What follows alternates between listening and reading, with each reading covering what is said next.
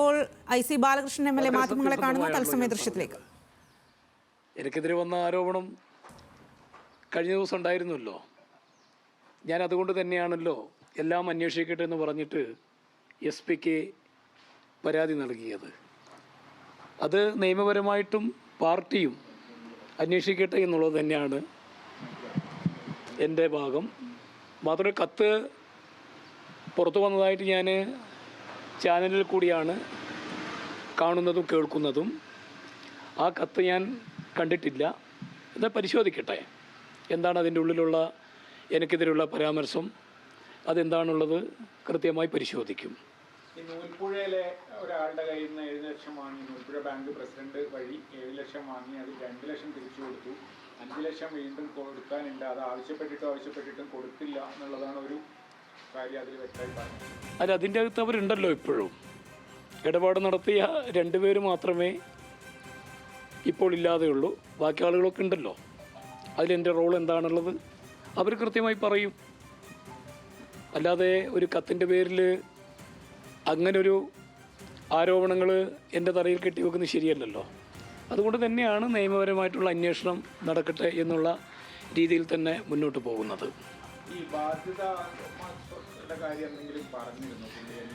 ഇല്ല, ഞാൻ പറഞ്ഞല്ലോ, ഞാൻ വളരെ വ്യക്തമായി അന്നും ഇന്നും പറഞ്ഞല്ലോ, അങ്ങനൊരു ബാധ്യത അദ്ദേഹം നമ്മളോട് പറഞ്ഞിട്ടില്ല. കാരണം അദ്ദേഹത്തെ ഞാൻ കണ്ടിട്ട് ഏതാണ്ടൊരു മാസത്തിൻ്റെ അടുത്തായി. എൻ്റെ ഫോൺ കോളുകളൊക്കെ പരിശോധിച്ചാൽ അറിയാമല്ലോ എന്നെ ഏതൊക്കെ സമയത്ത് ബന്ധപ്പെട്ടിട്ടുണ്ട്, എപ്പോഴൊക്കെ ബന്ധപ്പെട്ടിട്ടുണ്ട് അറിയാൻ കഴിയുമല്ലോ. അങ്ങനെയൊന്നും എന്നോട് പറഞ്ഞിട്ടില്ല.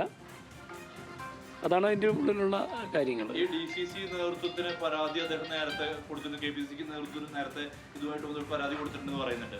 അപ്പോൾ അത് നിങ്ങൾക്ക് ആർക്കും അറിയില്ല എന്നുള്ളതാണോ ഇതിനകത്ത് ഈ ബാധ്യത സംബന്ധിച്ച്? ഞാൻ പറഞ്ഞല്ലോ, അങ്ങനെ ഒരു പരാതി ഉണ്ടെങ്കിൽ തീർച്ചയായിട്ടും KPCC അത് അന്വേഷിക്കേണ്ടതാണ്. അന്വേഷണത്തെ പരിധിയിൽ ഞങ്ങളൊക്കെ കൊണ്ടുവരേണ്ടതാണ്. അതിലൊന്നും ഒരു ബന്ധങ്ങളൊന്നും അതിൻ്റെ അകത്ത് അങ്ങനെയുള്ള ബന്ധങ്ങളൊന്നും KPCC പുലർത്തില്ല. ഒരു പരാതി കിട്ടിയാൽ പരാതി അന്വേഷിക്കുക തന്നെ ചെയ്യും.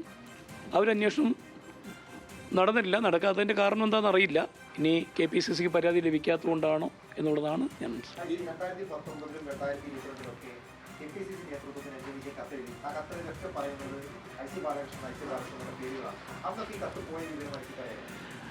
അല്ല, ഞാൻ അന്നൊക്കെ ഈ കത്ത് പോയിട്ടുണ്ട് എന്നറിഞ്ഞിട്ടുണ്ടെങ്കിൽ ഈ വിഷയത്തിൽ ഇടപെടുമല്ലോ. എൻ്റെ പേര് വ്യാജേന എഴുതി ചേർത്ത് അങ്ങനെ ഒരു കത്ത് കൊടുക്കുമ്പോൾ തീർച്ചയായിട്ടും ഇടപെടുമല്ലോ. ഏറ്റവും വലിയ തെളിവ് എന്താണ്? നിങ്ങൾ സുൽത്താൻ ബത്തേരി MLA IC ബാലകൃഷ്ണനാണ് മാധ്യമങ്ങളോട് പ്രതികരിച്ചത്. മുൻ DCC ട്രഷറർ NM വിജയന്റെ ആത്മഹത്യാക്കുറിപ്പ് പുറത്തു വന്നതിന് പിന്നാലെയാണ് പ്രതികരണം. കത്തിന്റെ പേരിൽ കുറ്റം ചുമത്തേണ്ട, നിയമപരമായി അന്വേഷണം നടക്കട്ടെ. NM വിജയൻ തന്നോട് നേരിട്ടൊന്നും പറഞ്ഞിട്ടില്ല എന്നാണ് ഇപ്പോൾ IC ബാലകൃഷ്ണൻ പറയുന്നത്.